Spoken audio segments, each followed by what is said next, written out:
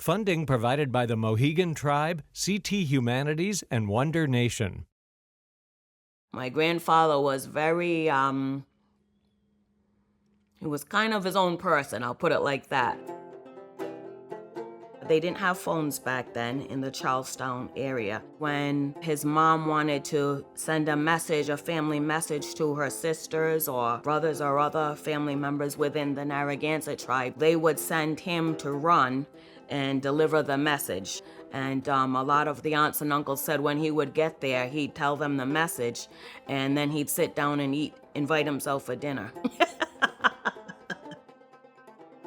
Ellison Myers Brown, which is his actual name, his nickname as a child was Tarzan. He was a phenomenal athlete and won many, many races in his lifetime. But he's most noted because he won the Boston Marathon in 1936. At that time, on that level, he was an unknown. There was a reporter that did a one-liner, something like, "Keep an eye out for the Indian from Rhode Island." He ran out ahead and was in the lead, but then over time lost the lead to Johnny Kelly, who was the favorite to win that year. The story goes that Johnny Kelly went by him and said something like, "Better luck next time, youngin'," and went on his way. Tarzan then caught up to Johnny Kelly on the hills of Newton and bypassed him and won the race, which is why the hills of Newton are now known as Heartbreak Hill. It's because Tarzan Brown broke Johnny Kelly's heart by beating him on that hill and winning the Boston Marathon.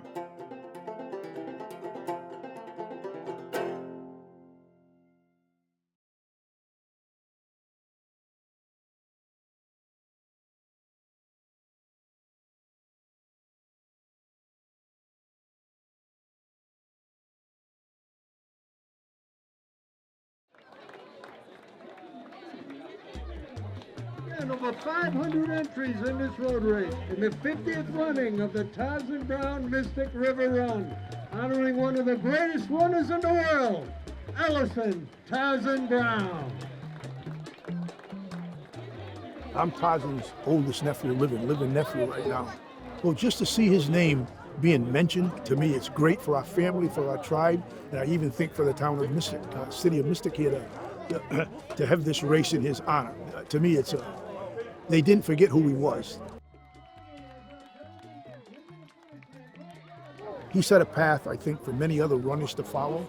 He grew up poor. He had nothing. Started from scratch. The only way that he was to get out of poverty, I guess, was through running. Running just kind of made him who he was. The runners today who win, they've got the picture on the Cheerios boxes. They have running endorsements for sneakers or clothing lines. The runners in the Depression had none of that. They ran for the love of the sport. Jobs were hard to come by, but especially being an Indian in this area, because a lot of people didn't want to hire you. They would have signs in the window, "No Indians," and things like that. So he was hoping that from winning the marathon, he could bring attention and he could get a job. My grandmother said one time he won a Frigidaire, so he came in second so that he could get the Frigidaire. Another time he came in second so he could get the his and her matching. He came home and tossed my grandmother hers and said, "Here, I got this bathrobe for you." He did unorthodox things. He would run in training, run to Westerly, run to South Kingstown. He would run barefoot sometimes. He would run in a race and get overheated and jump in the river or the lake and take a swim and get out and still beat everybody.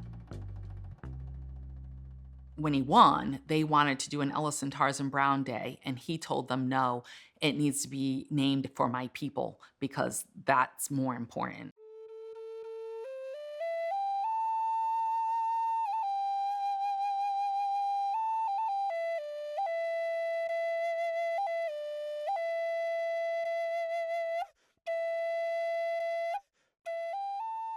In state records, you're not going to find anything about the Narragansett people after 1880 until 1898, and then from 1898, not until they issue Indian Day. So what the heck happens to make this dramatic change from this very aggressive Supreme Court decision right, at the turn of the century that says, no, they do not exist, to the 1930s where they're saying, oh yeah, they exist. What happens in that time is that there's this really talented runner. He looks somewhat like the typical Western image of Native people. So when people saw him running and he had like his dark skin and his straight hair and his features, and they were like, oh yeah, he looks like a Native.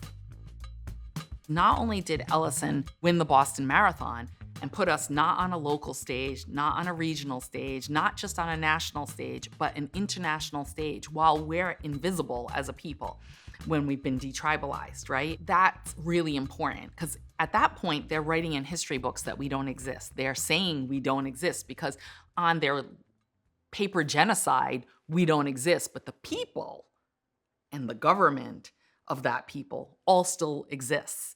And so Ellison Tarzan Brown was integral in raising the visibility of the Narragansett people. Run is ready.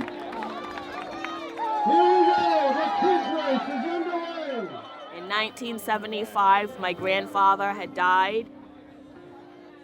They approached my grandmother and asked if they could name a race in his honor. It's so heartwarming. It's an experience that you wouldn't be able to appreciate unless you were here in my shoes being one of the grandchildren. He's an unsung hero.